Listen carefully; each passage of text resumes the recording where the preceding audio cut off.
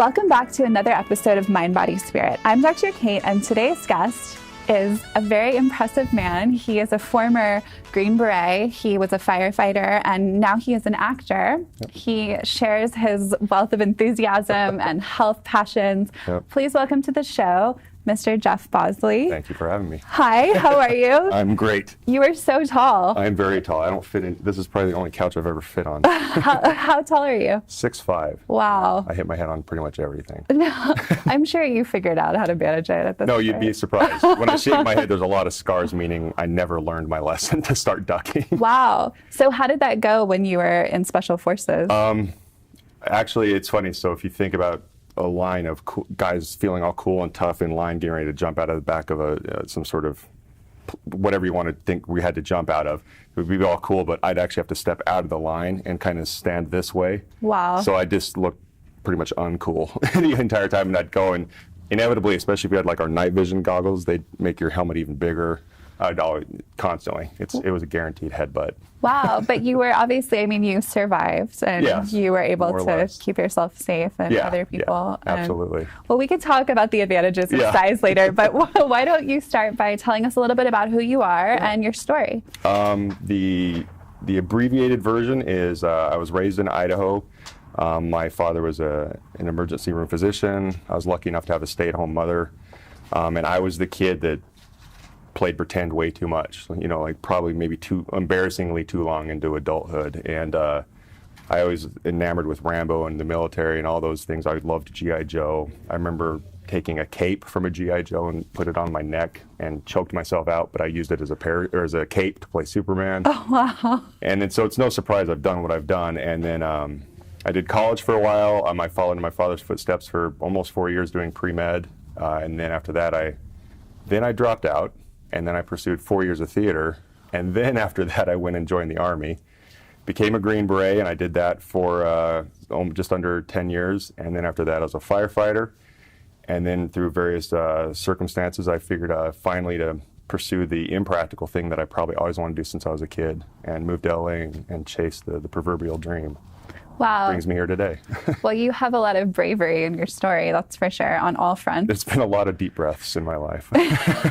Well, one thing I think is so interesting is you mentioned your dad being an ER doctor, and one thing I've learned recently about how certain types of stress genes and metabolism of catecholamines can dictate like who is capable of being an ER doctor and who isn't. For sure. Or who's capable of becoming a Green Beret, which is maybe a similar... Do you want to touch on that? Yeah, I would absolutely say it's an interesting case to unofficially kind of think about nature versus nurture, particularly in those two professions. As you're actually talking, the very first thing I thought of for the first time is I remember a lot of, straight old red-blooded American gunslinging tough guys would be in our medical course. And it came to IV day, or we actually had to learn how to do surgery, so I've done surgery and anesthesia for Green Beret world. Okay. And those guys, who had those, the right dump of adrenaline, and under the right circumstances, but for some reason they weren't wired to handle the medical aspect. So they would actually wash out. Or get too stressed out, right? Yeah, get too stressed out. One poor guy who's an amazing Green Beret is an operator, but he couldn't do IVs. He wasn't scared, but his body, he literally would be vibrating. Shaking, yeah. And so, as you're saying that, it's an interesting kind of pseudo case study to think about why is one person wired one way or another. It's not like my dad raised me going, little Jeff, we're going to teach you how to do IVs when you're 6. Right. But for some reason, I just took to it, and it was no big deal. Right. I don't know why. Well, they say that the CompT is how you process your norepinephrine. Yeah. So if you process that really quickly, then a stressful situation you can kind of handle. Whereas if you process it slowly, you get overwhelmed by those catecholamines, and then you're shaking. Yeah. I think it's also taking that, just the physiological response to whatever your body's dumping in that moment, and then learning how you respond to that. Because you can throw me in a family setting where there's just too many cousins and uncles and grandmas, and I'll lose my cool. I'll keep it together, but internally I'll probably be going off the charts. But you have somebody shooting at me, in the dark, and I could probably give somebody an IV with my left hand under night vision and be fine. Wow. But it's kind of that nature versus nurture, and then honing what is your weakness and strengths. Right. But so it's just interesting because you're mentioning there were other special forces guys who were struggling with this, right? So I imagine once you get to that level, you have this like mental control, right? But maybe.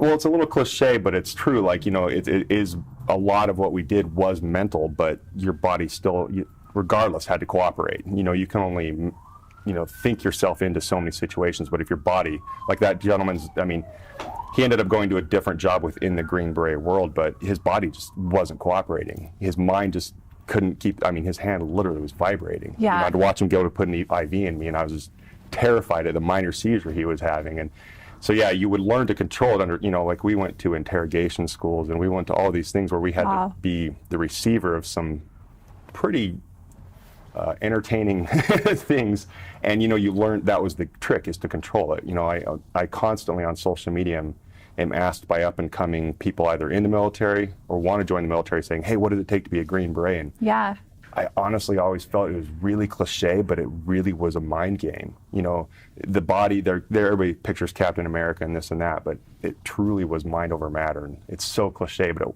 wasn't until that experience where I fully realized what that means. So. Yeah, that is really interesting. Yeah.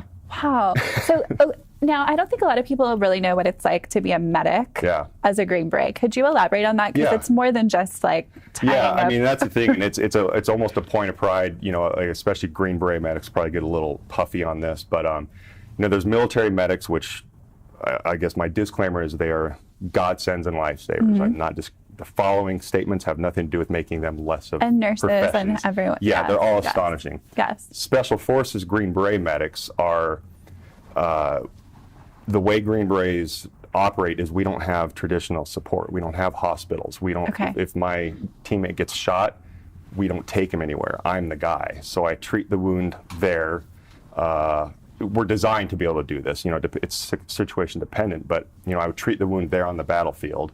I would then take him to some sort of cave or some sort of building we've overtaken, and then I would debride the wound.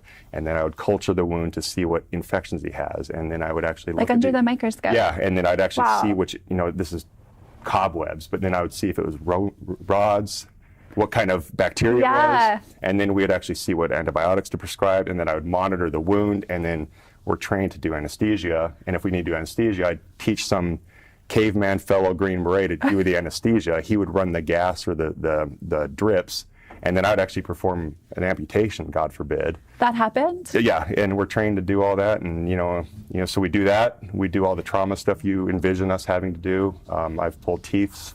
I've delivered babies. I've delivered cattle. Oh my God! Are you going to write a book about this? Like, I'm sure every Navy SEAL out there has already written a book about. You know, they've beat us to all the books, but yeah, Green Beret medics are. But just your story, I think it's fascinating. I mean, I wouldn't be opposed to it, I guess. How did that like affect? I mean, we've already established that you were calm and cool and didn't get stressed out. But what about afterwards? I mean, did you have feelings or emotions? I have a very strong theory about this, and I kind of call it combat inoculation. Is kind of the words I use. Is I joined when I was almost 30, so I think, I mean, you may know better than I do, but even scientifically, like my frontal lobe was matured. At 25, yeah. So I was already, you know, physically matured as far as my brain, and so my responses to a lot of stuff I dealt with or saw was kind of happenstance. You know, so I'm a Jolly Green Giant right now, and then, you know, if I had to switch that light switch, I would have to be part of or do things I wouldn't want my mom to see, but it didn't have a residual effect. But you know, my best friend, I would say, is a great example. Two of my best friends, they joined when they were 18. They've seen and had to do some horrendous stuff, and because I can't imagine doing what I've done at 18. Right. You know, I mean, we all know at 18 we're all kind of morons. You know, so your brain, I don't think, can handle that. And so for me, that's why I kind of call it combat inoculation. Like, so people throw it around PTS or PTSD, and I think that's a legit 1,000% real thing. But I think for me, it's just more like, if you live near Disneyland, for example, you hear the fireworks every night. Right. And then if you move to Idaho, you're going to be used to hearing fireworks every night. It doesn't mean you have PTSD of Disneyland. So for me, I call it combat inoculation, in that I'm used to hearing those things, but it's not like I, you know, have bad responses. I hear a helicopter and I think about combat. Right. I don't have negative responses. Right. So I always use that phrase, that combat inoculation, you know. So if I hear a car backfire, I I flinch, but I don't, lose my cool and go into sweats and all and that. again, I can't help but wonder if there's a genetic component or, if, like you said, the maturity component is so important. Yeah. I mean, I think back on like when I was a wrestler at, 16, 17, 18, and I was like, but I think back, like, I'd be so much better now with the maturity. Isn't that crazy? Yeah, like if you could do what you know now, as cliche as it is to say that, if you could do things then. But you have the youth and the like the healing capability when you're younger is stronger, so there's a resiliency. And ignorance is bliss. Although in the Spartan days, those men, they were like, what, like 40? They didn't know any better. And they kept getting like better and tougher. Yeah, that's a whole nother world, but it's interesting. But, I think ignorance is bliss, because I know... we were just talking on the way up here, like what I did at 16, I can't fathom wrapping my mind around now at 40.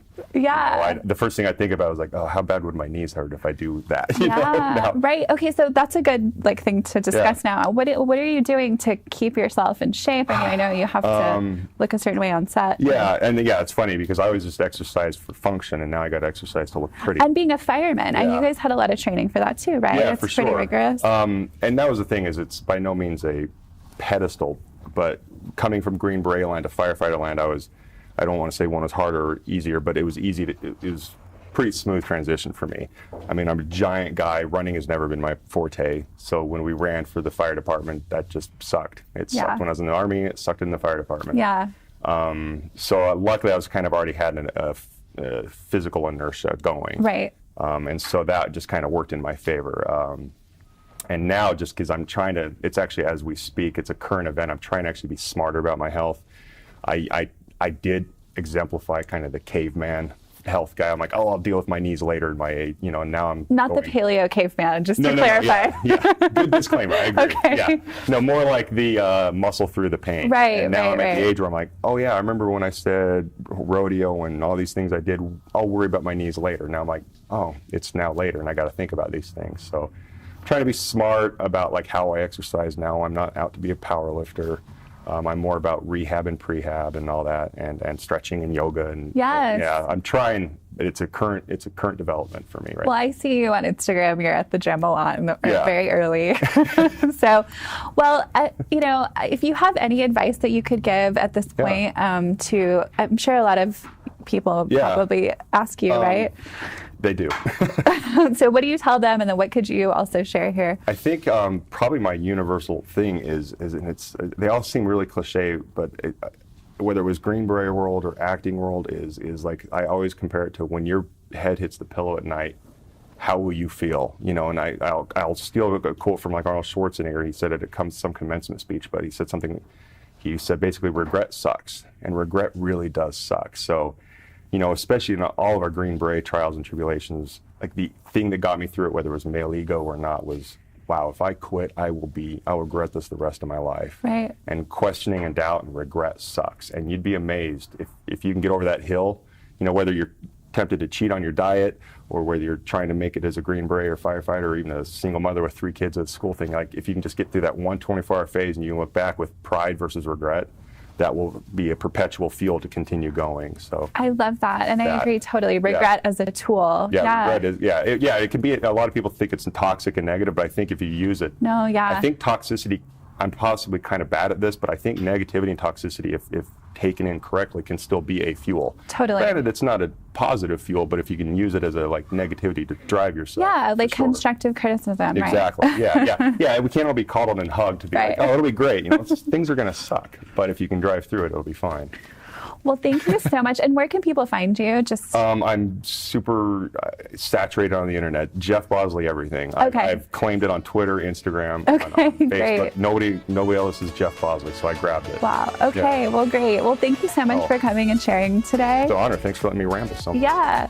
And I'm looking forward to seeing you on TV and in the movies. Thank you. Well, this has been another episode of Mind, Body, Spirit. I'm Dr. Kayte. This is Jeff Bosley, and thank you for joining us. Have a wonderful day.